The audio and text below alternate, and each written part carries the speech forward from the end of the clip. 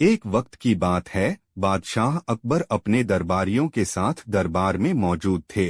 तभी उनके मन में एक बात आती है। बादशाह बोलते हैं कि मेरे आसपास हमेशा बुद्धिमान लोग रहते हैं और मैं उनके बीच रहकर बोर हो गया हूँ। मैंने फैसला किया है कि मुझे कुछ मूर्ख व्यक्तियों से मिलना चाहिए। अकबर बीरबल से कहते हैं, तुमने हमेशा हमारी मदद अपने ज्ञान और चतुराई से की है।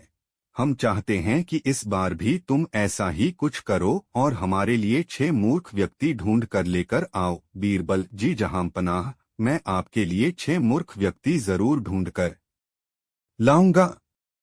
अकबर, हम आपको 6 मूर्ख व्यक्ति ढूंढने के लिए 30 दिन का समय देते हैं। बीरबल, जहांपनाह, मुझे इतने अधिक समय की आवश्यकता नहीं पड़ेगी। अकबर, ठीक है, अगर तुम उससे पहले ही मूर्ख व्यक्ति ले आ सकते हो तो यह अच्छी बात है। इसके बाद बीरबल मूर्ख व्यक्तियों की तलाश में निकल पड़ता है। बीरबल रास्ते में पूरा समय इसी सोच में था कि उसे वो मूर्ख लोग कहाँ मिलेंगे। तभी उसे गधे पर बैठा एक आदमी दिखाई देता है जो सिर पर घास की गठरी रखे हुए था। बीरबल ने तुरंत घोड़ा रोका और उससे उसकी पहचान पूछने लगा। बीरबल, कौन हो तुम और ऐसे गधे पर बैठकर और घास अपने सिर पर लेकर क्यों जा रहे हो? व्यक्ति, मैं रामू हूँ और मेरा गधा कमजोर व थका हुआ है, इसलिए गधे का बोझ कम करने के लिए मैंने घास की गठरी अपने सिर पर रखी है। यह सुनकर बीरबल सोचता है कि मुझे पहला मूर्ख व्यक्ति मिल गया। फिर बीरबल उससे कहता है कि तुम जानवरों के बारे में इतना सोचते हो, इसलिए मैं तुम्हें बादशाह अकबर से इनाम दिलवाऊंगा।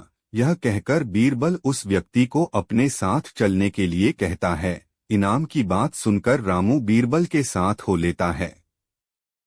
बीरबल और रामू कुछ दूर चले ही थे कि बीरबल को 2 व्यक्ति आपस में लड़ाई करते हुए दिखाई दिए।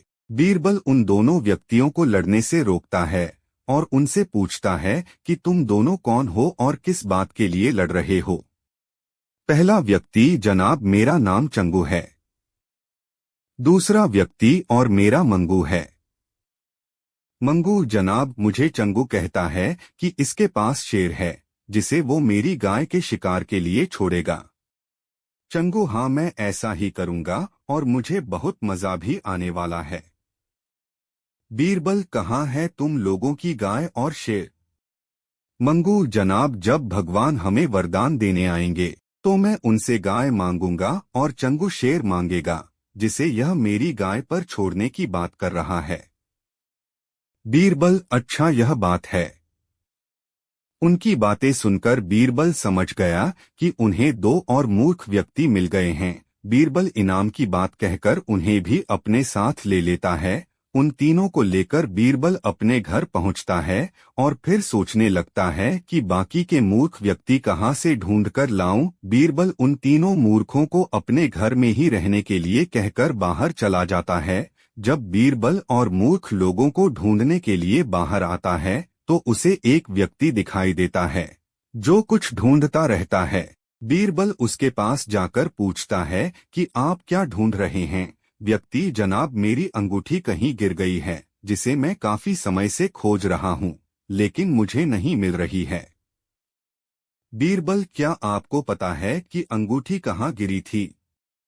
व्यक्ति, दरअसल मेरी अंगूठी यहाँ से दूर उस पेड़ के पास गिरी थी, लेकिन वहां अंधेरा होने के कारण मैं यहां उसे ढूंढ रहा हूं। बीरबल, अच्छा, यह बात है, आप कल हमारे साथ बादशाह के दरबार में चलो। मैं बादशाह अकबर से आपको दूसरी अंगूठी देने के लिए कहूंगा। व्यक्ति, अच्छा, ठीक है, फिर खुश होकर अगले दिन सुबह बीरबल दरबार में उन 4 मूर्खों को लेकर पहुंचता है। बीरबल, बादशाह अकबर, मैं आपके कहे